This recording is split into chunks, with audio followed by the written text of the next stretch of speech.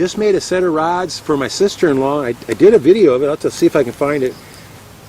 Oh, I mean, I guess well, that video didn't work because the card was full, if I remember right. I'll have to redo that one. But I talked about how to make a set of rods, and then I talked about how to use them basically at first. And I'll do it again.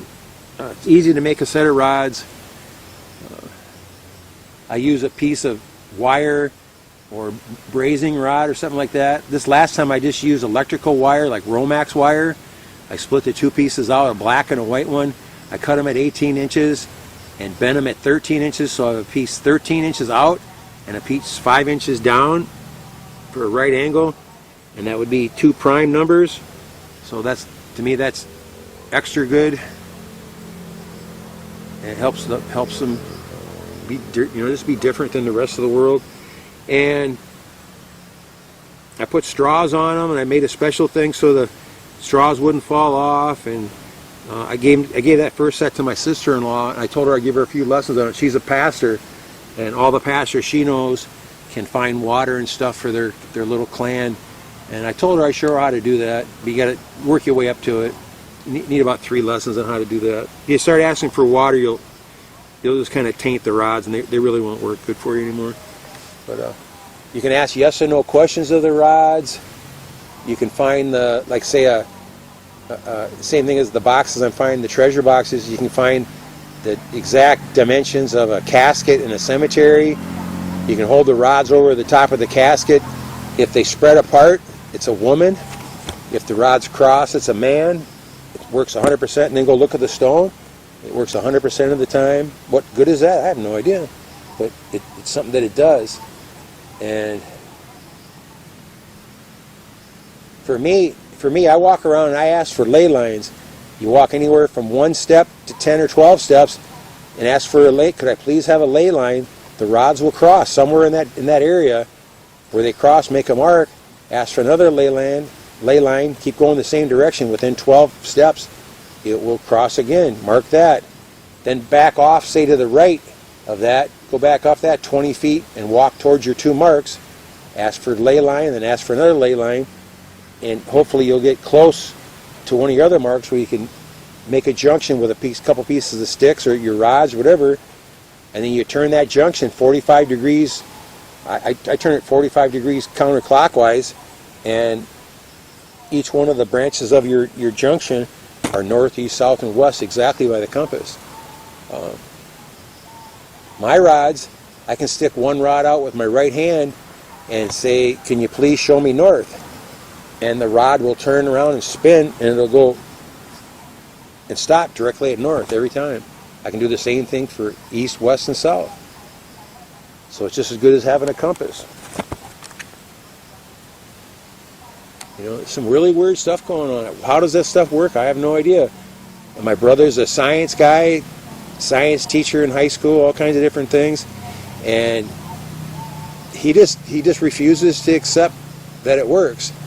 And I told him, I said, what are you big coward? Go make a set of rods and do exactly what I tell you, and when they work, you'll know what I'm talking about. It has nothing to do with me moving my hands and making them turn left or right. How would my hands know where water's at? How would my hands know where north is?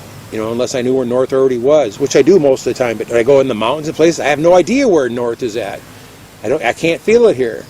I do that, take the compass out, and I'm pointing exactly north every time.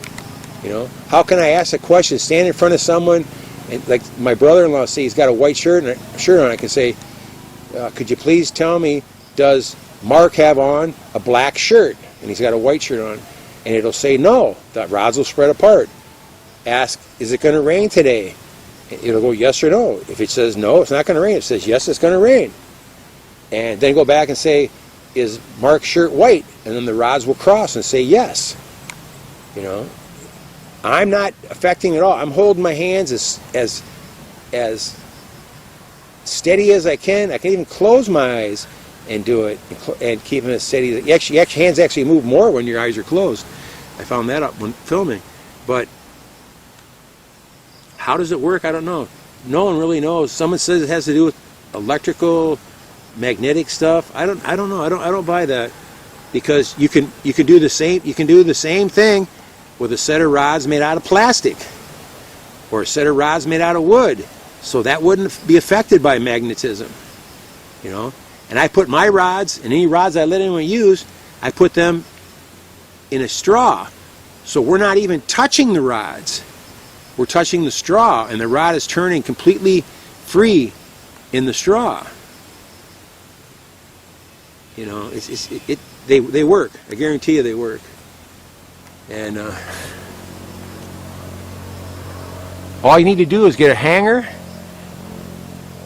two metal hangers, or cut off an 18-inch piece of Romax, you know, electrical wire, or get a couple pieces of electrical wire. It works best with the solid wires, solid copper wires,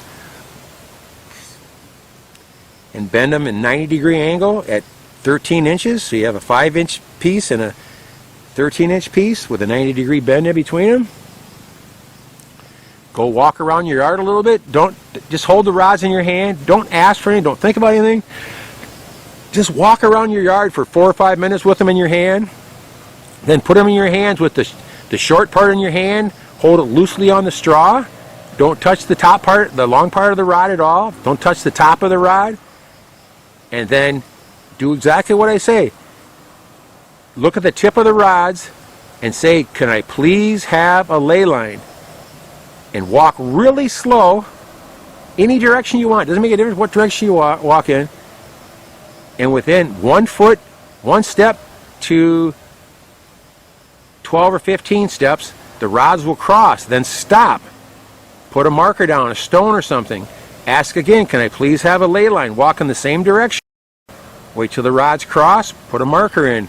Now walk 20 feet off those two, pretend like those two rocks are a line. Walk 25 steps away from that in a right angle direction away from that, and ask again, "Can I please have a ley line?" And then walk very slowly towards the marker you have. Within 1 to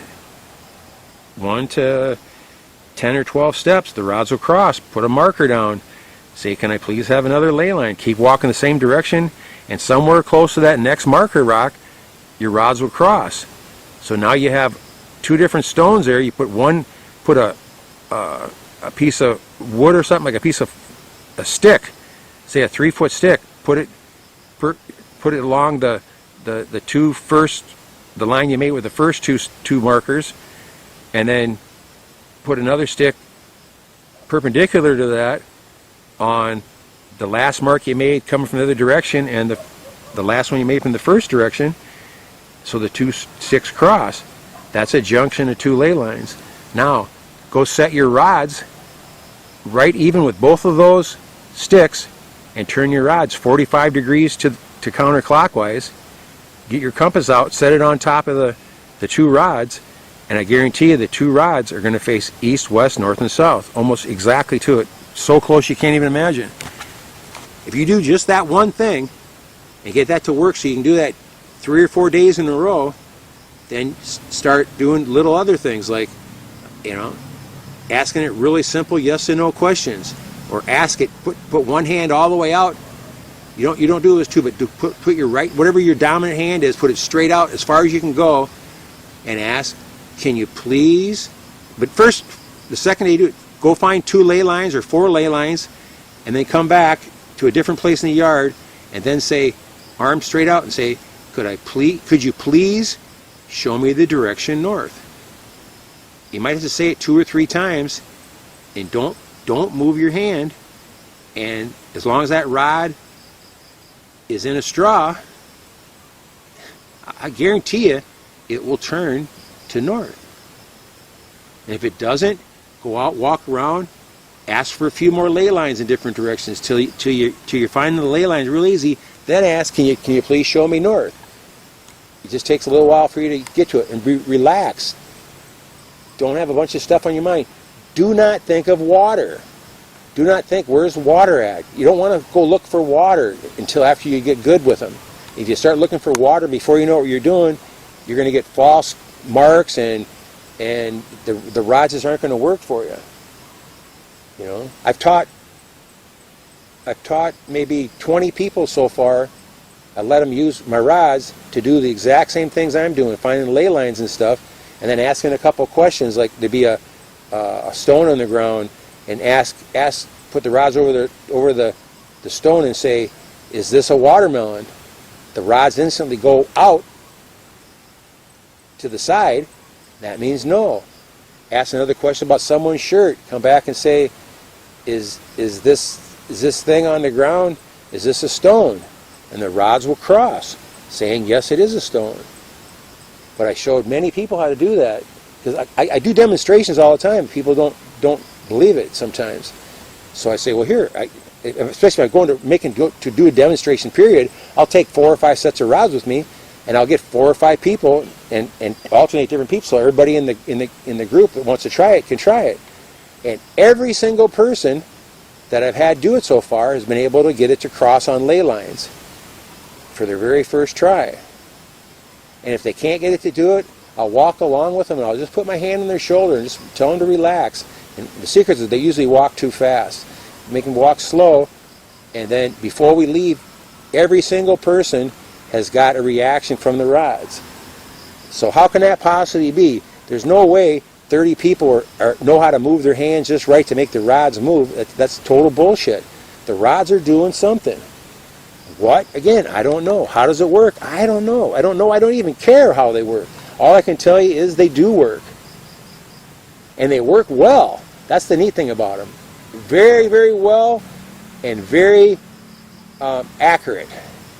They work very easy, and the answers are very accurate. So I got a bunch of videos on my channel, Jackalope Mystery. I got a bunch of dowsing videos on there. You should just go watch those and make a set of rods and try what I'm doing. It's so simple. You know, do you remember? I don't have the quote in my head here, but I got it written down. Albert Einstein said, not